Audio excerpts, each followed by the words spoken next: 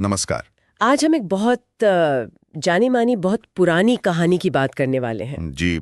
एक ऐसी कथा जो हमेशा से हमें प्रेरणा देती है बुराई पर अच्छाई की जीत। बिल्कुल। और आज हम जिस कहानी पर बात कर रहे हैं उसका आधार है महिषासुर और दुर्गा की विजय शीर्षक वाले पाठ के कुछ हिस्से। हाँ, तो मकसद यही है कि इसकी जो मुख्य पात्र हैं, जी जो घटनाएं हैं और सबसे जरूरी इसके पीछे का जो संदेश है उसे थोड़ा गहराई से समझें। हाँ, और ये कहानी शुरू भी बहुत दिलचस्प तरीके से होती है।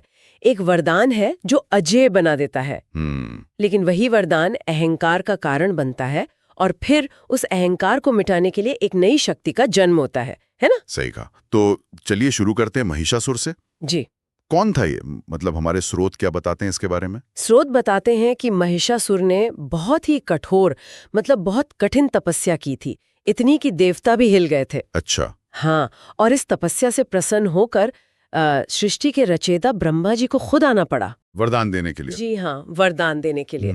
और महिषासुर ने वरदान भी बड़ा क्या कहते हैं, सोच समझ कर मांगा। क्या मांगा था उसने? उसने मांगा कि देखो, मेरी मौत ना किसी देवता से हो, ना किसी दानव से, ना ही किसी आदमी पुरुष के हाथों से। अरे, ये तो लगभग अमर होने जैसा ही हो गया। देवता, दानव, पुरुष, मनुष्य, कोई उसे मार ही नहीं सकता। हाँ, सुनने में तो ऐसा ही लगता है, पर हर वरदान में शायद कोई ना कोई बारीक सी जगह रह जाती है। खैर, तो इस शक्ति का असर क्या हुआ? मिला तो उसे वरदान। असर ये हुआ कि जैसा अक्सर होता है, शक्ति के साथ अहंकार आ गया। वो अहंकारी हो गया, बिल्कुल। वरदान के नशे में उसे लगा अब मुझे कौन हरा सकता है।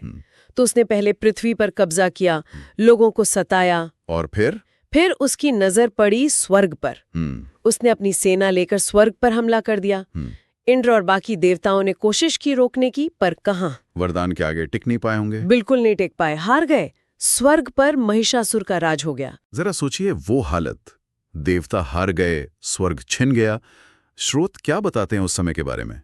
कैसा माहौल था? माहौल बहुत खराब था। सिर्फ हार जीत की बात नहीं थी। स्रोत बताते हैं कि आतंक फैल गया था, अंधेरा छा गया था। अंधेरा मतलब धर्म कर्म बंद हो गए, यज्ञ नहीं हो रहे थे, ऋषि मुनि डरे हुए थे, देवता बेचारे स्वर्ग से निकाले हुए इधर उधर भटक रहे थे। बहुत निराशा थी, चिंता थी। समझ सकते हैं। उन्हें समझ ही नहीं आ रहा होगा कि अब करें क्या, इस अजय राक्षस से कैसे निपटें। बिल्कुल। ऐसी ही हताशा में जब कोई रास्ता नहीं दिखा, तब उन्होंने सोचा कि अब तो त्रिदेवों के पास ही जाना पड़ेगा। ब्रह्मा, विष्णु, महेश। जी हाँ, तो सब हारे हुए निराश देवता पहुंचे त्रिदेवों के पास।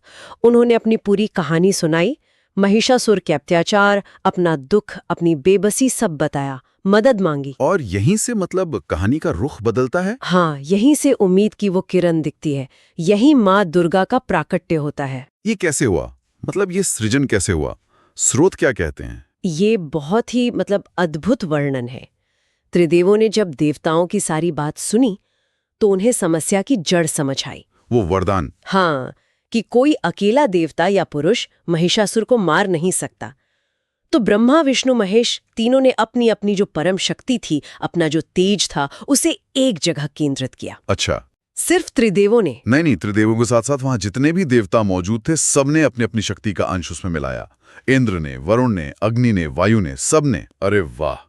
यानी ये किसी एक की शक्ति नहीं बल्कि सभी देवताओं की मिलीजुली शक्ति थी। बिल्कुल, ये सामूहिक शक्ति थी। और स्रोत कहते हैं कि उन सभी शक्तियों के मिलने से, उस तेज के पुंज से एक बहुत ही तेजोमयी, एक अभूतपूर्व नारी शक्ति प्रकट हुई। वही थी माँ दुर्गा। ये तो अपने आप में एक बड़ा संदेश है कि मिलकर बड़ी से बड़ी मुश्किल का सामना किया जा सकता है। सही कहा, संगठित शक्ति। और उनके रूप का वर्णन भी तो बहुत शक्तिशाली है। 10 भुजाएं, हर हाथ में अलग अलग शस्त्र। जी हाँ, जैसे महादेव ने अपना त्रिशूल दिया, विष्णु जी ने चक्र, वरुण देव ने पाश दिया, अग्नि ने अपनी शक्ति दी, वायुदेव ने धनुष बाण दिए, इंद्र ने वज्र। हर देवता ने अपना सर्वश्रेष्ठ आयुध उन्हें सौंप दिया। हाँ बिल्कुल, उनका रूप बहुत भव्य था, बहुत शक्तिशाली। लेकिन एक और बात पे स्रोत जोर देते हैं। क्या?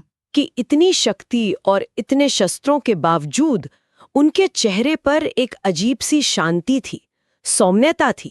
हाँ, आंखों में निश्चय था, तेज था, हिम्मत थी। शक्ति और शांति का संगम। बिल्कुल। और उनका वाहन, गरजता हुआ शेर, शक्ति का प्रतीक। तो ये रूप शक्ति, संकल्प और शांति तीनों का मिला-जुला रूप था। शायद ये दिखाने के लिए कि शक्ति का इस्तेमाल धर्म की रक्षा के लिए होना है, विनाश के लिए नहीं। तो अब मैदान तैयार था। एक तरफ अहंकार में अंधा महिषासुर, जिसे लगता था उसे कोई छू भी नहीं सकता। और दूसरी तरफ सभी देवताओं की मिलीजुली शक्ति, माँ दुर्गा। टकराव तो होना ही था। हाँ, और जब महिषासुर ने पहली बार देवी दुर्गा को देखा तो कहते हैं वो जोर से हंसा। हाँ, उसका अहंकार देखिए। उसने मजाक उड़ाते हुए कहा, एक औरत, ये मेरा क्या बिगाड़ेगी? उसे अपने वरदान पर इतना घमंड था कि उसने स्त्री शक्ति को कुछ समझा ही नहीं। और शायद यही उसकी सबसे बड़ी भूल थी। बिल्कुल। लेकिन माँ दुर्गा की प्रतिक्रिया देखने लायक थी। क्या किया उन्होंने? गुस्सा हुई? नहीं, यही तो खास बात है। स्रोत बताते हैं कि महिषासुर का मजाक सुनकर भी उन्हें न गुस्सा आया, न वो बेचैन हुई। उनके चेहरे पर बस एक हल्की सी मुस्कान आई। बहुत शांत भाव से उन्होंने युद्ध की चुनौती मान ली। कमाल है। ये मुस्कान शायद उसके अज्ञान पर थी। हाँ, और उनके अपने आत्मविश्वास का प्रतीक भी। ये दिखाता है कि असली ताकत चीखने चिल्लाने में नहीं, शांत संकल्प में होती है। और फिर शुरू हुआ वो महायुद्ध, जिसकी गूंज तीनों लोकों तक गई। कहते हैं ये कोई छोटा मोटा युद्ध नहीं था। नहीं, बिल्कुल नहीं। ये बहुत लंबा और बहुत भयानक युद्ध था। पूरे 9 दिन और 9 रात लगातार चला। 9 दिन। जी हाँ, और ये कोई आम लड़ाई नहीं थी।